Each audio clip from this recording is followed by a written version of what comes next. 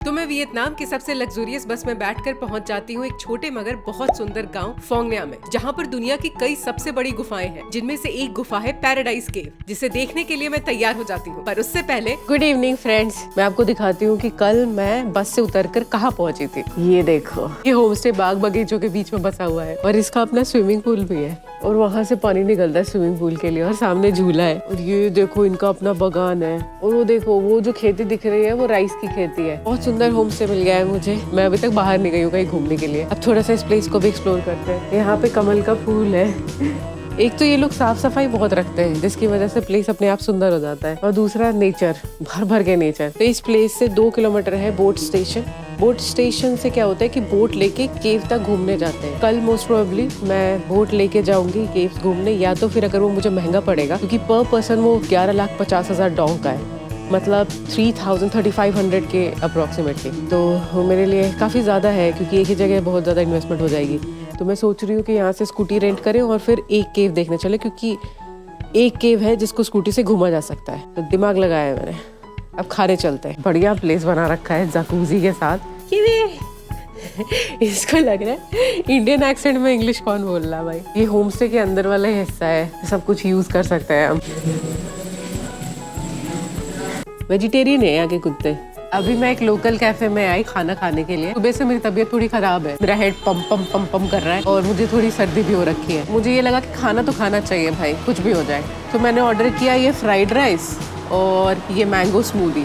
मुझे लगा ये धीरे धीरे करके मैं खा लूँगी, लेकिन ऐसा भाई मेरा सर बुलबुलाया कि मैं कुछ नहीं खा पा रही थी और मेरे आँख से आंसू आ रहे अपने आप। तो वो जो यहाँ पे लेडी 2-3 जो है वो काम करती है, उन्होंने मेरे से पूछा कि क्या हुआ, खाना अच्छा नहीं है कि आप खा नहीं रहे हो। तो फिर मैंने बताया कि नहीं भाई, खाने की बात नहीं है, खाना बहुत अच्छा है, बस मेरे तबीयत ठीक नहीं है, मैं सर की वजह से कुछ खा नहीं पा रही। तो उन्होंने बोला कि वेदर की वजह से हो सकता है, आप सूप पियोगे? तो मुझे लगा ठीक है, इनको पता होगा ज़्यादा, क्योंकि एक्सपीरियंस है इस वेदर के लिए। तो मैंने कहा ठीक है, आप ले आओ सूप। तो वो सूप लेके आई। अब सूप लेके जो आई उसमें उन्होंने काफ़ी मेहनत की। आधा घंटा लगाया उन्होंने सूप बनाने में, एकदम फ्रेश सब कुछ काट वाट के। इसे भी बनाने में टाइम लगाया था, इसे भी बनाने में टाइम लगाया। और फिर मैंने जो सूप ऐसे निकाल के देखा तो मुझे पता चला कि एक्चुअली मांड भात है, इन्होंने मुझे दिया है। और ये बहुत बेसिक खाना है, जब हमारी तबीयत ख़राब होती है तो हम अपने घर पे खाते हैं। तो ये बहुत ज़्यादा स्वीट था मेरे लिए और अचानक से मेरी तबीयत बेहतर हो गई, बस इसी जेस्चर की वजह से। I am feeling better now. मैं ये शहर सबको रिकमेंड करूँगी। यार इन्होंने पैसे भी नहीं लिए इसके। मैंने बहुत इंसिस्ट किया, क्योंकि भाई खाया तो है ना, टाइम भी लगा इनको बनाने में, पर इन्होंने नहीं लिया। कहा कि नहीं, it's very simple to make, it's nothing, it's only rice. तो हमारे लिए बहुत बड़ी बात है ये। यहाँ पर महिलाओं की जनसंख्या बहुत है, और खासकर काम करने वाले महिलाओं की संख्या। जिस भी शॉप पे जा रही हूँ मैं, कहीं भी कुछ भी काम हो रहा है, वहाँ पे महिलाएं महिलाएं बस। जैसे कुछ लेडीज से बात हुई है तो वो कहती हैं कि बड़े आलसी होते हैं यहाँ के मर्द, काम नहीं करते। मैं अभी जा रही हूँ पैराडाइज केव देखते।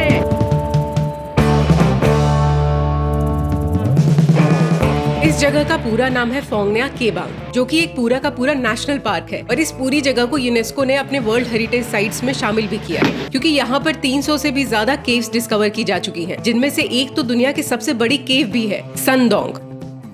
मैं बहुत रफ्तार से पैराडाइज केव की ओर बढ़ रही हूँ, लेकिन उससे पहले तो चलिए चलते हैं।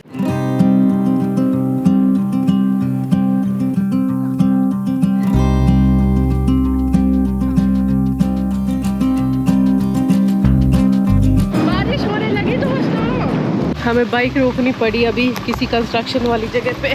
बारिश बहुत तेज हो गई है। ये लड़का गूगल ट्रांसलेट यूज कर करके इन बेचारे भले आदमी के जायदाद के बारे में पता कर रहा है, और इन्हें पता भी नहीं चल रहा। वहाँ पे भीग रहे थे हम खड़े रास्ते पे, इन्होंने हमें अंदर बुला लिया। अभी मैं बैठ के झूला झूल रही और बारिश खत्म होने का वेट कर रही। केव तो मैं जाके रहूंगी।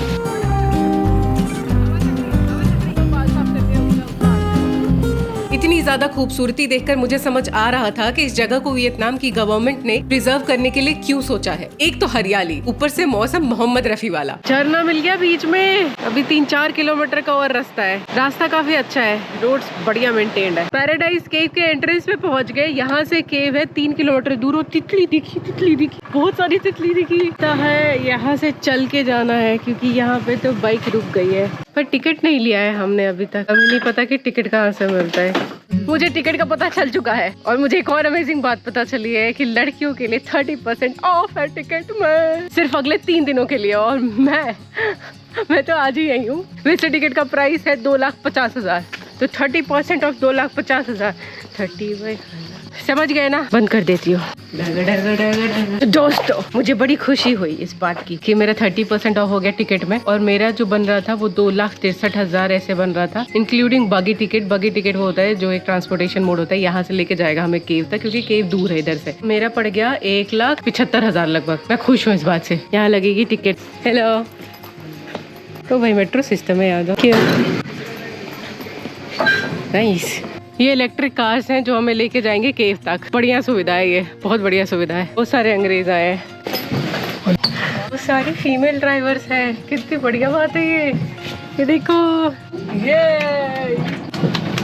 ठंडी ठंडी हवा चल रही है। तो भरी बारिश में चाय और शरबत पीते हुए मैं पहुंच रही हूँ पैराडाइज केव। बारिश होने से माथा दब कर रहा है, बहुत भारी बारिश होने लगी है।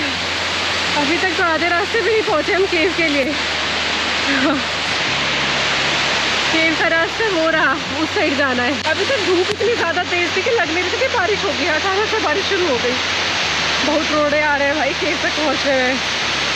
क्या है ऐसा केव में? अभी बारिश थोड़ी सी रुक गई है, रुकी है, खत्म नहीं हुई है। और बीच में एक वॉशरूम मिला है मुझे, जहाँ पे लिखा हुआ है कि please visit the washroom before visiting the cave. मैं अभी वॉशरूम में होके आई। क्या बेहतरीन क्लीनिनेस है। अंदर 2 औरतें सो रही हैं, उन्होंने बहुत क्लीन कर रखा है। और साथ में टॉयलेट पेपर भी दिया है और हैंड वॉश में साबुन है।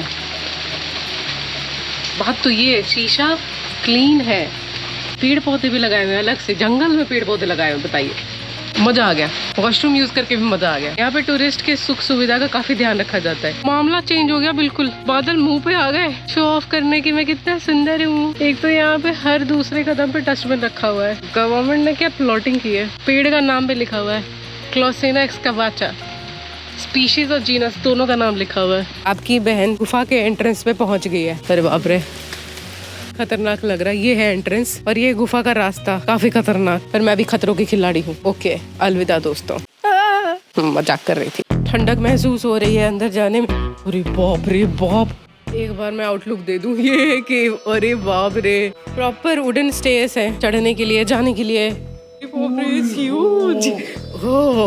तेरी ये सारे जो स्ट्रक्चर्स है वो लाइमस्टोन स्ट्रक्चर्स है। और ये जो खोपे जैसा निकला हुआ है ये नेचुरल बना, प्रकृति ने बनाया हजारों साल लगा के। इसको स्टैलेगमाइट और स्टैलेगमाइट कहते हैं। बाकी तुम्हें क्या पता, मैं जो बता रही हूँ वो सुनो। अंदर नदी भी है, इसके अंडरग्राउंड नदी भी है, अभी दिख नहीं रही है। पर ये स्ट्रक्चर्स देखो भाई साहब। श्वेता, बेटी स्पेस। ओ भाई, अपनी आवाज से डर गई मैं। ओ पीछे देखिए, और इसको नजदीक से देखो। बाप रे भाई, ये जिंदा तो नहीं हो जाएगा थोड़ी देर में? और ये साला, अरे बाबा देखियो, पर क्या मजाक है ये। अब लगता है पहुंच रहे हैं नीचे एकदम केव के। बोला जाता है कि ये केव ब्रिटिशर्स ने डिस्कवर किया था 1992 में, लेकिन असली में डिस्कवरी तभी हुई जब कोई वियतनामीज उनके साथ आए 2005 में। अब इस केव को केव बोला गया। उससे पहले ब्रिटिशर्स ने जो ढूंढा वो तो कॉलोनीज बनाने के लिए ढूंढ रहे थे ना। अरे भाई, पायरेट्स ऑफ कैरिबियन में एक जो विलन था, दाढ़ी में से अजीब अजीब से क्रीचर्स नहीं निकलते रहते थे, वैसा ही है ये। दाढ़ी है उसकी, है कि नहीं? और ये सारी कार्विंग पानी ने कर दी भाई साहब। ये किसी के बाल लग रहे हैं, सर अंदर बाल बाहर। वो देखो, ऐसा लग रहा है कि कोई औरत है और उसके बहुत सारे बाल है उधर पीछे। कहाँ गया? विचित्र सी जगह है, बढ़िया लग रही है पर क्या लटका हुआ है, गिर क्यों नहीं रहा है? ये सब अलग अलग से गणेश जी लग रहे हुए को सामने। अरे भाई साहब,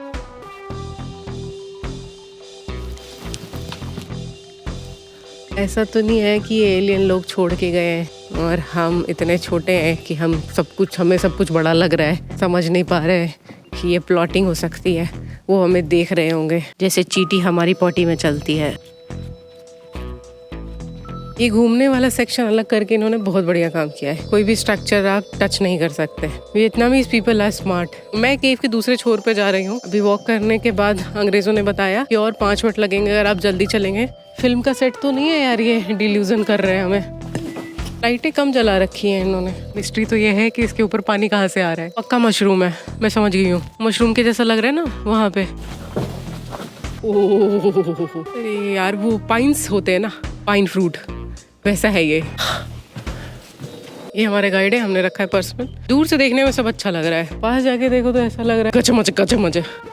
कितने साल लगे होंगे भाई बनाने में इसे। आर्कियोलॉजिकल सर्वे को सब बताना चाहिए इसके बारे में, वैसे बता रखा होगा शायद, पढ़ा नहीं है मैंने। यहाँ पे फ़ोन के नेटवर्क भी आ रहे हैं। अमेजिंग बात ये है, एयरटेल और मोबी फ़ोन। इस आदमी को जो भी अंग्रेज दिखता है सबसे बात करता ही है। तो लगता है हर देश का ग्रीन कार्ड बनवाएगा ये एंड पॉइंट है, बस खत्म। यहीं तक थी सारी व्यवस्था के बाद आपके पद चिन्ह यहाँ पे नहीं जा सकते। बहुत फ्रेजाइल होगा ये सब। तो भक्तजनों, हम लोग केव से वापस आ गए हैं। केव बढ़िया था, लेकिन मुझे लगा था कोई अंडरग्राउंड रिवर भी देखने को मिलेगा। अंडरग्राउंड रिवर तो नहीं मिला। एक फ्रेंच आदमी मिल गए, इसको गाइड करके हम लोग 2 आईफिल टावर बटोर रहे हैं। यहाँ से निकल के वो देखा मुझे हिंदी समझ में नहीं आती, तो इट्स ओके। तो ओवरऑल एक्सपीरियंस अच्छा था। बहुत अजीब से स्ट्रक्चर देखने को मिले।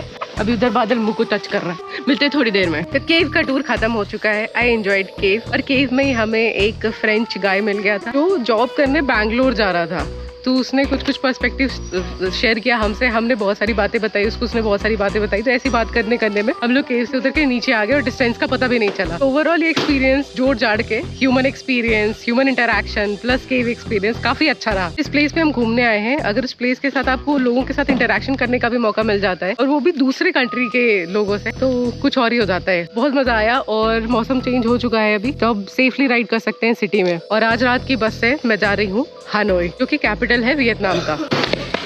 This person over and out. मिलते हैं हनोई तक जाने वाली बस में।